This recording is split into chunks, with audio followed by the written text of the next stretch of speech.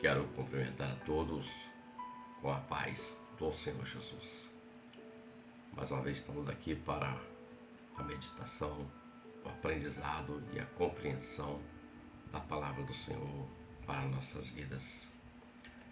Nós vamos tratar hoje aqui de um tema chamado A Vitória que Vence o Mundo, a Nossa Fé. Nós vamos refletir um pouco sobre isso, compreender um pouco mais, acrescentar mais ao nosso conhecimento para a glória de Deus Pai Todo-Poderoso.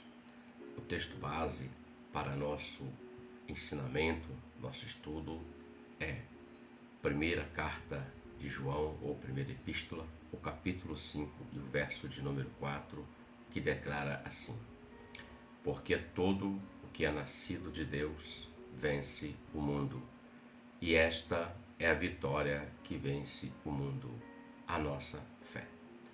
Apóstolo João, servo do Senhor Jesus, caminhou com o Senhor sobre a face da terra. Nessa epístola, ele fala acerca de um fundamento, ele fala de um pilar cristão, ele fala da fé cristã. Ele diz o seguinte: quem nasce de Deus, como lemos, ele vence o mundo.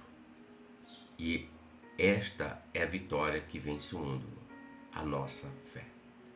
Então ele está dizendo que a fé é o que vai vencer o mundo com seu sistema, sua diversidade, suas situações que tentam matar a fé do homem, que tentam destruir o homem.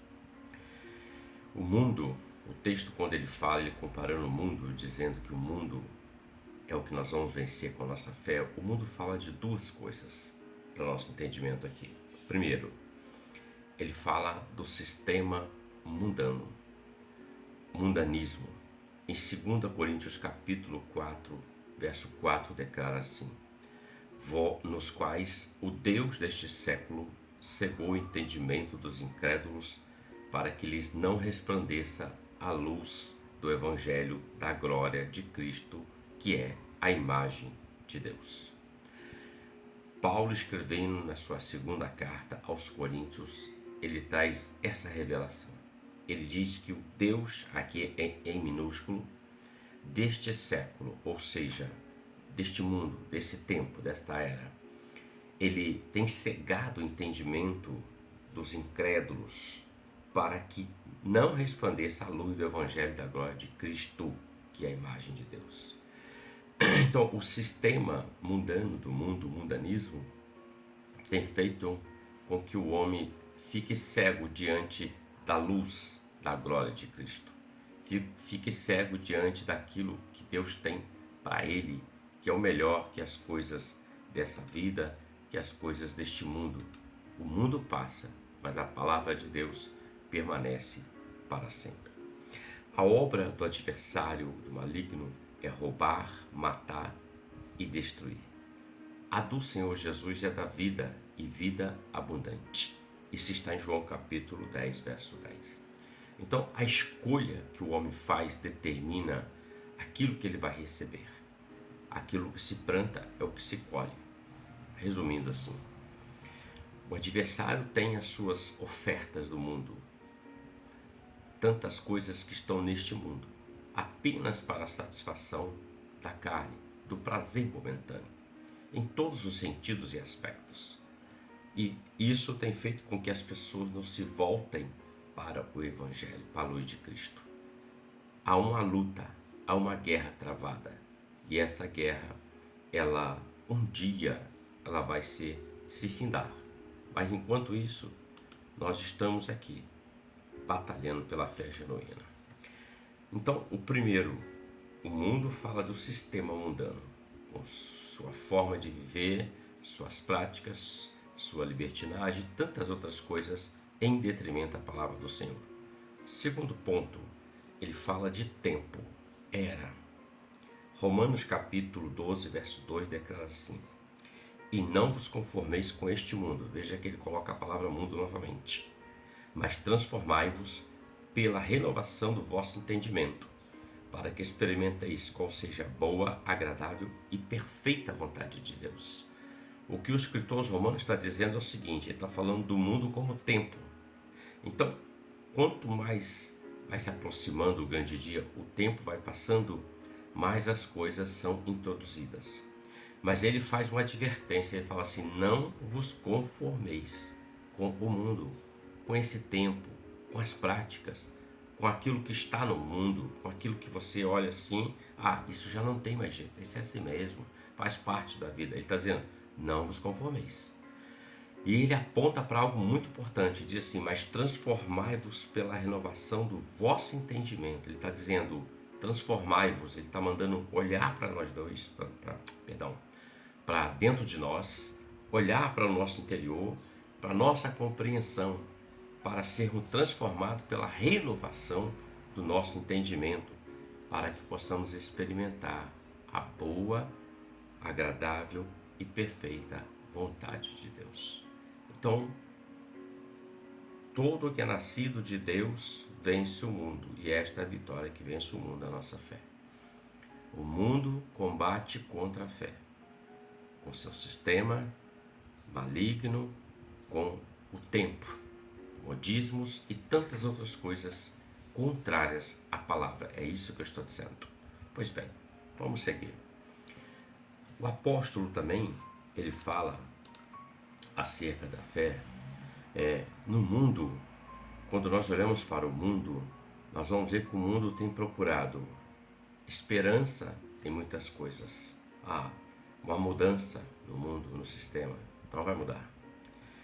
O mundo, as pessoas têm confiado, colocando a sua confiança, a sua convicção em muitas coisas que estão no mundo: riqueza, fama, dinheiro, né? Amuletos, imagens e tantas outras coisas. Tudo isso aí está no mundo. E o homem, ele tem procurado esperança, confiança e certeza em tantas coisas do mundo, mas a palavra está ali, o Senhor Jesus está aí, o Espírito Santo está disponível para que o homem conheça a verdade do Evangelho, para que ele venha para a luz, para que ele não seja mais dirigido pela cegueira das trevas, pela ação do adversário. Aqueles que são da fé genuína e creem, Hebreus 11, 13 fala assim: todos estes morreram na fé, sem terem recebido as promessas, mas vendo-as de longe e crendo e abraçando-as, confessaram que eram estrangeiros e peregrinos na terra.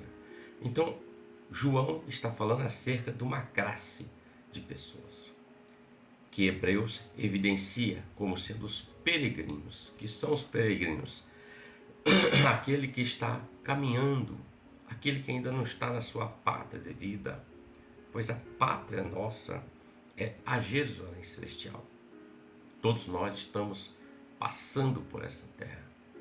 Aqueles que creem em Cristo, aqueles que professam a fé genuína, nós somos peregrinos, nós estaremos sujeitos ao mundo. O Senhor Jesus disse: no mundo tereis aflições, mas tenha bom ânimo, porque Ele venceu o mundo. Veja, o combate do mundo. Jesus disse: eu já venci o mundo, tenham ânimo, as aflições vão vir, a intenção do mundo vai vir, mas tenha ânimo, tenha coragem, Ele já venceu, já deixou como nós podemos vencer.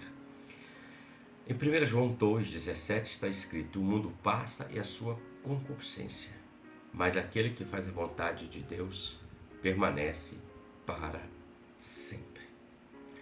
O mundo passa, mas a palavra permanece. Aquilo que Deus falou ao seu respeito, ao meu respeito, aquilo que Deus falou que vai vir sobre o mundo, sobre a terra, vai acontecer. Deus vela em cumprir a sua palavra. O homem pode achar que o mundo vai melhorar. Não vai. O mundo, o sistema, caminha cada dia mais para o seu declínio moral, espiritual e social, familiar e tantas outras coisas. É só observar os acontecimentos e vamos ver que a cada ano, cada era, cada tempo, isso vai se multiplicando sobre a face da terra, e ao ponto de se tornar algo comum. em relação contrário à palavra de Deus. Pois bem, a fé, como João fala, a nossa fé, ela está alicerçada numa única coisa, na esperança, na certeza de que nosso Redentor vive e que ele se levantará ao nosso favor. Quem é o Redentor dos que vivem pela fé? Aqueles que servem ao Senhor Deus Todo-Poderoso, aqueles que servem ao Senhor Jesus. A nossa esperança, ou a esperança daqueles que são da fé, está naquele que tem todo o poder no céu, na terra e embaixo da terra, e pode fazer infinitamente mais do que pedimos ou pensamos. A palavra em 1 Coríntios 2, verso 9 diz assim: as coisas que o olho não viu e o ouvido não ouviu e não subiram ao coração do homem são as que Deus preparou para os que o amam. Veja, Deus já preparou para os da fé. Aqueles que o amam, já está preparado. Algo que não chegou, o olho não viu, e não chegou ao coração do homem, nem o ouvido ouviu. São coisas maravilhosas. Não dá para ter dimensão de comparação, porque não sabemos como é, mas são coisas grandiosas. Já está preparado na eternidade para aqueles que amam ao Senhor. Em Hebreus capítulo 10, verso 38, está escrito que o justo viverá da fé. Mas se ele recuar, me perdoe, está melhorando a garganta. O justo viverá da fé, mas se ele recuar, a minha alma não tem prazer nele. Hebreus 10, 38. Pois bem, viver nessa vida não é fácil. Viver da fé ou na fé ainda é mais difícil, porque a fé, ela é provada.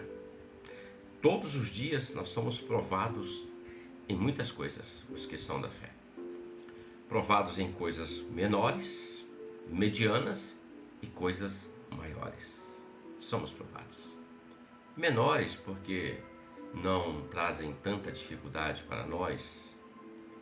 Medianas, um pouco de dificuldade.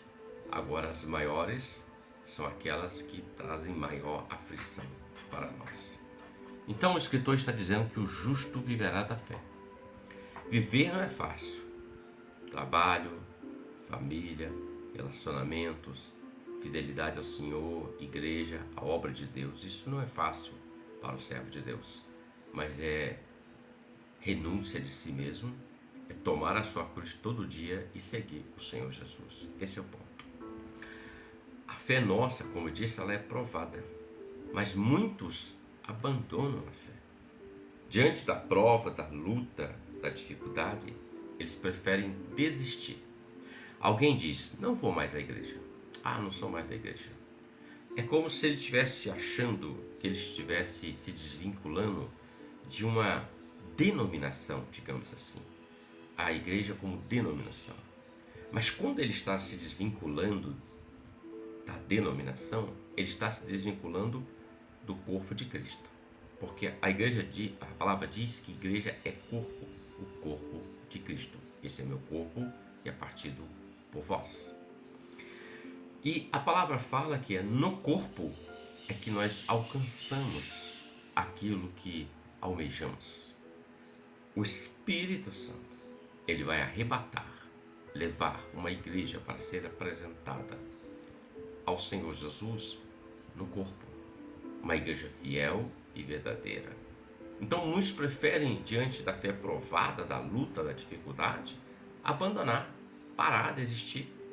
Em 2 Timóteo 4,10, Paulo escreve assim: porque Demas me desamparou, amando o presente século, e foi para Tessalônica. Um companheiro do apóstolo Paulo, na obra missionária. Demas, ele desamparou o apóstolo Paulo no momento de prisão, da dificuldade e adversidade na vida dele. Paulo permaneceu firme em meio àquela luta, a fé sendo provada. Mas Demas, conforme está escrito, amou o presente século, ou seja, amou o mundo e simplesmente abandonou a fé. Salmo 73, versos 1 e 2 declara assim: Quanto a mim, os meus pés quase que se desviaram. Pouco faltou para que escorregassem os meus passos, pois eu tinha inveja dos soberbos ao ver a prosperidade dos ímpios. Quem está escrevendo, narrando essa sua experiência é Asaf, um levita, um homem que servia no templo do Senhor. A sua incumbência, o ministério, era o ministério do louvor e adoração a Deus. Servir ao Senhor com isso. E quando ele começa, ele mesmo narra a sua experiência, dizendo assim: quanto a mim, os meus pés quase se desviaram. Ele está dizendo, quase que eu saí da casa de Deus, quase que eu abandonei a fé. Pouco faltou para que se escorregassem, pois eu tinha inveja do soberbo e da prosperidade dos ímpios. Ele estava olhando o mundo, comparando a sua vida, as suas necessidades, e ele observou que o ímpio, muitos deles não passam dificuldades, vivem até melhor, entre aspas, do que aquele que serve a Deus, aquele que é da fé.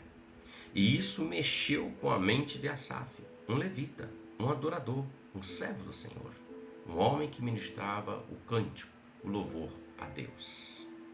Ele revela isso para deixar para nosso entendimento e compreensão a sua experiência, para que nenhum de nós possamos cair nessa mesma situação. Quando nós queremos comparar a prosperidade do ímpio, do mundo, versus a nossa, muitas das vezes nós vamos achar que não, é melhor ficar no mundo, porque lá no mundo as pessoas vivem bem, no mundo elas comem bem, elas vestem bem, elas têm carro, elas têm condição social, não a sua totalidade, mas começa a se comparar isso com valores terrenos. Porém, o valor para nós não é o terreno, o nosso valor é espiritual. Nós não estamos alicerçados em valores, em questões que são para esse tempo. O dinheiro vai passar, a vida vai passar, o carro vai passar, a roupa vai passar, tudo vai passar, mas a palavra não passa, mas a eternidade existe e a alma, ela é eterna. Então esses são os valores nossos, e quando há uma comparação, às vezes o diabo seta a mente da pessoa dizendo, é melhor parar, está perdendo seu tempo aí nessa igreja, nessa denominação, está perdendo seu tempo. Ele fala até que ele entrou na casa de Deus e ele conheceu o fim dos ímpios e o fim daqueles que servem a Deus, os da fé.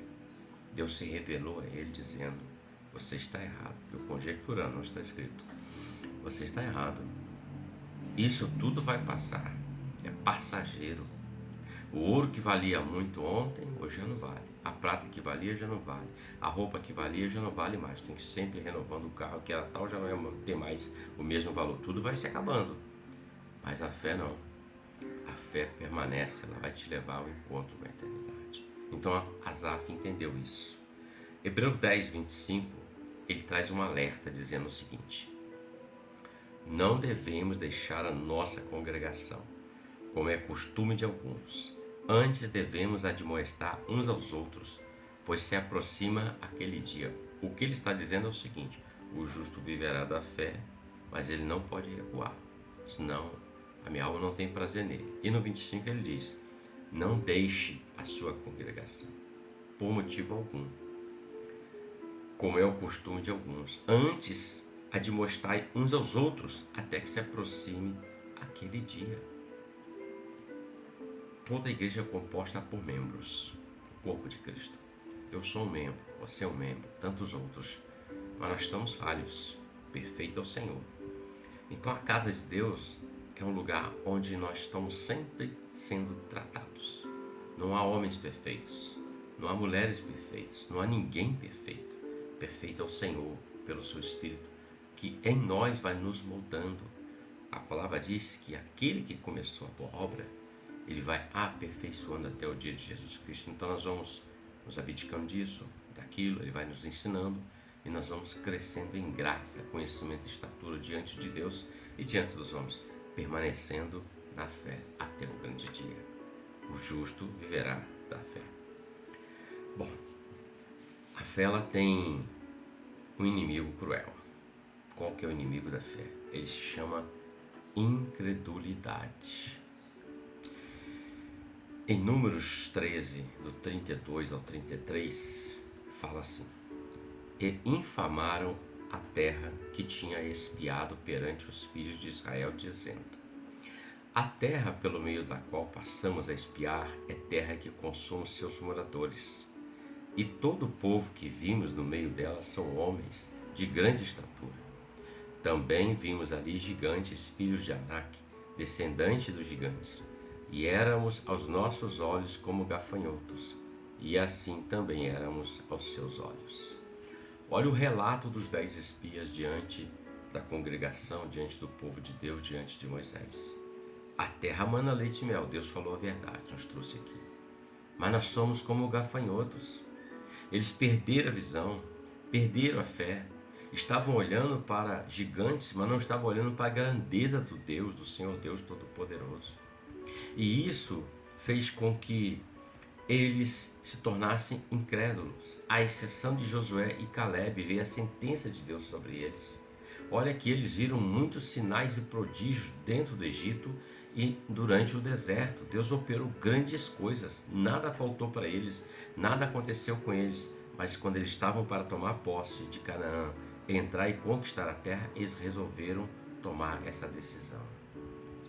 E Jesus também, em Mateus capítulo 11, verso 21 e 22, ele faz uma censura. Ele diz assim: ai de ti, Corazim, ai de ti, Betsaida, porque se em Tiro e Sidom fossem feitos os prodígios que em vós se fizeram, há muito que se teriam arrependido com saco e com cinza. Por isso vos digo que haverá menos rigor para Tiro e Sidom no dia do juízo do que para vós. O que Jesus está censurando, dizendo: olha, muitos sinais se fizeram aqui. Aqui houve vidas que estavam mortas e foram ressurretas, a ressurreição. Então foi trazida a vida. Aqui houve leprosos que foram curados. Aqui houve pessoas que foram libertas. Houve grandes sinais e prodígios nas cidades de Corazim, Betsaida e Cafarnaum. Mas havia uma incredulidade muito grande neles. E Jesus traz essa repreensão a eles. Eles viram os sinais da fé, mas a incredulidade tomou conta do coração deles, ao ponto deles não reconhecerem o próprio Senhor Jesus como sendo o Messias. Também é um tipo de incredulidade. Não crer que Deus pode fazer é uma incredulidade, e não crer que Ele é o Filho de Deus é um tipo de incredulidade. Eles viram os sinais, eles viram os prodígios, eles viram a operação do Senhor, mas eles preferiram continuar na sua incredulidade. Betsaida, Corazim, Cafarnaum. A exemplo dos hebreus diante de Canaã, preferiram querer voltar ao Egito, porque lá eles tinham cebola, pepino e alho, do que entrar na terra prometida com Deus, sendo que Deus daria a eles aquela terra para a glória de Deus Pai. A incredulidade é um problema sério, porque onde há incredulidade não há operação do Senhor, meus queridos. Quando o texto fala que o justo viverá da fé, ele fala: viverá da fé. É aqueles que confiam no Senhor. Hebreus 11:6 declara: sem fé é impossível agradar a Deus, porque é necessário que aquele que se aproxima de Deus creia que Ele existe e que é galardoador dos que o buscam. Sem fé não tem como. Precisa acreditar. Deus age na dimensão da sua fé e da minha fé. Deus trabalha conforme a nossa fé, porque Ele precisa encontrar em nós essa fé que crê que Ele é Deus, que crê que Ele opera, que tudo é possível a Ele, e que nós possamos crer que tudo é possível que crê. É o que Jesus declarou aos apóstolos. Veja, sem fé é impossível. E nós não estamos falando aqui daquela fé temporal, ou uma fé alegórica, ou uma fé que você tem que pegar em alguma coisa, ter objetos. Não estamos falando disso. A fé é o firme fundamento das coisas que se esperam e daquilo que não se vê. A fé é esse fundamento. Você não vê, mas você espera. Você tem certeza que vai acontecer. Isso é fé. Para ter fé não precisa de um amuleto, não precisa de uma imagem, não precisa de objetos, não. A fé é invisível e ela atua, porque ela atua no âmbito do poder de Deus, através de Deus. Alguns, infelizmente, estão usando a fé com um fim proveitoso e pessoal. Enganam, estão extorquindo pessoas, manipulando pessoas. Mas Jesus, em Mateus 10:8, ele diz assim: curai os enfermos, limpai os leprosos, ressuscitai os mortos, expulsai os demônios. De graça recebeste, de graça dai. Mas muitos estão fazendo da fé um comércio para a sua vida esplêndida e regalada, a sua vida de riqueza, de fama, de fortuna. Estão alicerçados naquele poder, naquele dom que o Senhor deu a eles para realizar a obra de Deus. Lembram das aulas, da aula anterior, o perigo de se confiar nos dons, o perigo de se confiar nos sinais? É exatamente isso. O Senhor deu o dom que há em você, o dom que há em mim, o dom que há em qualquer outro, foi dado por Deus, é de Deus, não é dado como fim, não. Nós vamos prestar conta desse dom. Naquele dia, todos vamos passar diante do Senhor, teremos que dar conta daquilo que nos foi dado. Muitos estão usando esse dom como se eles fossem o Deus, usando com fim proveitoso. Veja que a advertência do Senhor é: você recebeu de graça dai. Em Atos capítulo 3, quando Pedro e João sobem a hora da oração, o texto revela que era posto um aleijado, era posto um necessitado diante da porta, um paralítico. E esse homem, ele pedia esmolas.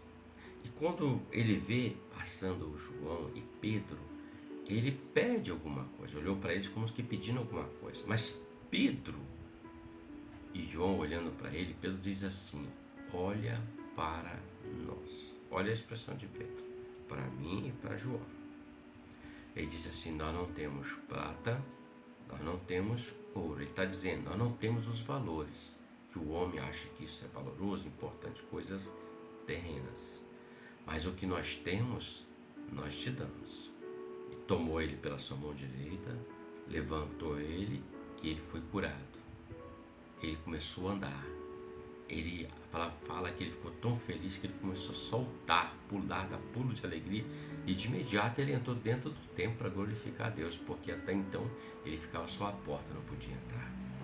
Então veja bem, Pedro e João, apóstolos do Senhor, eles receberam o dom, o talento, a graça de Deus, o poder e a autoridade.